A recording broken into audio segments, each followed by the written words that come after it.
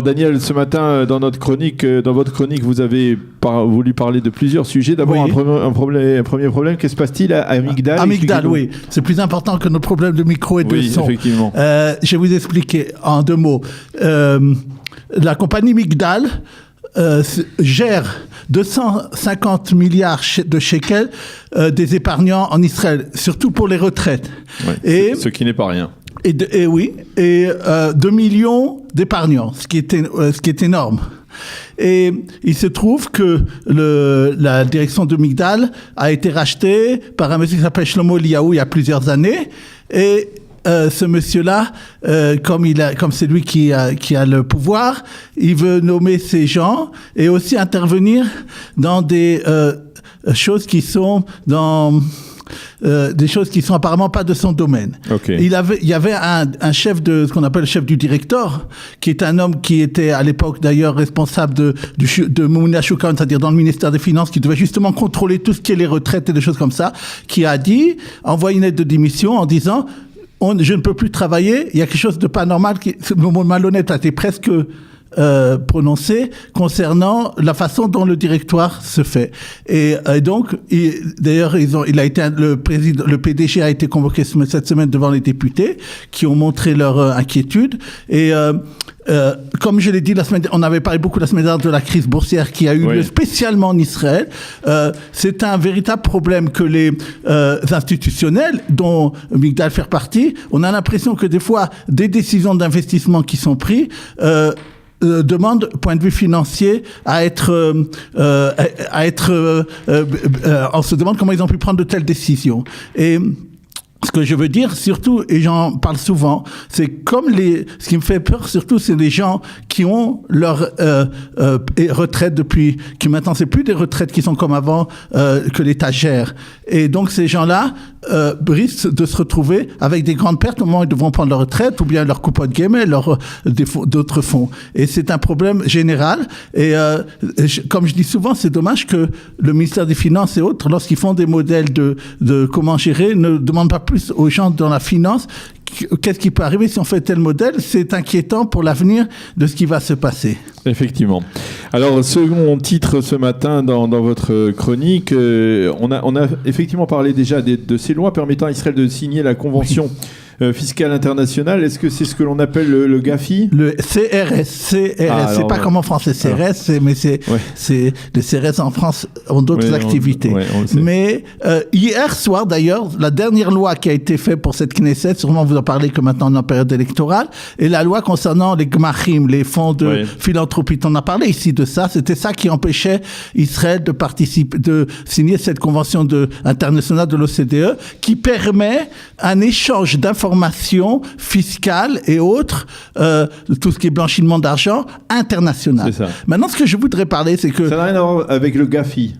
Je ne sais pas ce que c'est le GAFI, c'est le groupe international d'action financière internationale. Ils font des conventions, voilà. Il y a la FATA, FATC, il y a d'autres noms comme ça. Ça, ce sont des accords. Moi, je dis le nom des accords. Ce qui m'importe de vous dire, que les gens sachent, ce qui a été publié dans les journaux, comme Glove, des journaux qui savent et qui ont... 1 million de détenteurs de comptes bancaires en Israël vont être sans doute convoqués dans les prochains temps en Israël pour remplir des formulaires leur demandant beaucoup de choses. Sûrement, c'est des gens qui étaient une fois à l'étranger ou je sais pas, et c'est des gens que, à cause de ça, on doit leur demander beaucoup de choses et il faut que les gens sachent que ça peut leur arriver. Peut-être ils peuvent prendre conseil avant d'aller ou aller avec quelqu'un qui connaît. Surtout, très important, parce que sinon, s'il n'a pas pu en assigner quelque chose qui est pas vrai, c'est très problématique et même ça peut être fait par ignorance. Et donc, il faudra faire attention à ça. Une autre chose que je voudrais dire, qu'il faut qu'ils sachent, étant donné qu'il y aura cette chose internationale, des gens jouaient à l'époque entre tel endroit, tel étranger et tout autre. Maintenant, les informations ont passé d'un autre à l'autre. Il y a beaucoup de Français qui vivent en Israël et le contraire des Israéliens qui vivent à l'étranger. Et ceux-là vont être beaucoup plus surveillés qu'avant sur la façon dont ils ont les ressources. Et il faut qu'ils en prennent, et il faut qu'ils en tiennent compte. Oui. Alors, dernière question, en tout cas, c'est une question que vous vous posez. Pourquoi le ministère des Finances n'a pas encore publié les chiffres annuels du déficit budgétaire. Oui. On en a parlé plusieurs fois. C'est peut-être pas tellement favorable. Oui, exactement. On a parlé plusieurs fois que... ça risque de troubler Moshe Carlon à la veille de cette campagne. Aussi. Et vous vous rappelez, on en a parlé que on a eu un très bon note de rating des compagnies internationales concernant la force et de l'économie israélienne. Et donc, ce qui s'est passé, c'est qu'en 2018, il y a eu plusieurs raisons pour lesquelles il y a des déficits budgétaires plus importants que prévu. On est de toute façon, au lieu des 2,7, près des 3%. Mais apparemment, on est près même sans doute à 3,5%.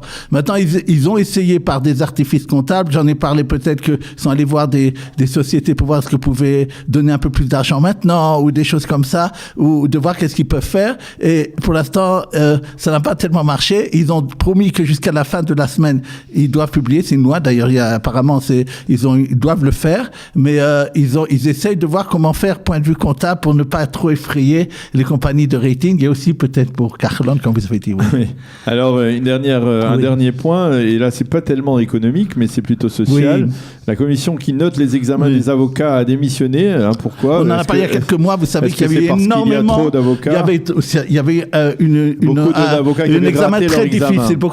Alors, il y en a eu certains qui ont été repêchés, mais certains qui n'ont pas été repêchés. Alors, ils sont allés chez les députés pour faire une loi pour faire augmenter leurs notes. Je sais pas. Si dans d'autres pays. Et ça a énervé le ministère de la Justice, ceux qui sont. Ils ont dit que c'est comme ça. Et la commission. Si c'est comme ça, tous on démissionne. Le résultat maintenant, surtout, je parle pour les Français qui y sont, c'est que d'abord, même ceux qui ont réussi l'examen il y a quelques mois, qui était très difficile, il y a une sorte de cérémonie, on leur donne le diplôme, il n'aura pas lieu pour l'instant. Et pour l'instant, il n'y a pas qui devait avoir lieu. On commence à préparer les examens dans quelques mois. Personne ne les prépare. Maintenant, vous savez, c'est comme en Israël, c'est des questions de pression et politique et autres. Et j'espère que ça va s'arranger. Mais c'est très important. Après les élections pour clarifier cette affaire. Mais j'espère qu'avant, parce que c'est important. Surtout ceux qui sont dans le truc juridique, dans les études pour être avocat, qui sont concernés par ces changements. Eh bien, merci beaucoup, Dr Daniel Guggenheim, pour votre chronique hebdomadaire économique et même sociale, donc dans le cas précis. Nous approchons de la fin de cette heure d'actualité sur Studio Qualita. Je vais vous laisser avec Eliana Gurfinkel qui arrive dans ce studio pour présenter les émissions de Cathy Choucroute.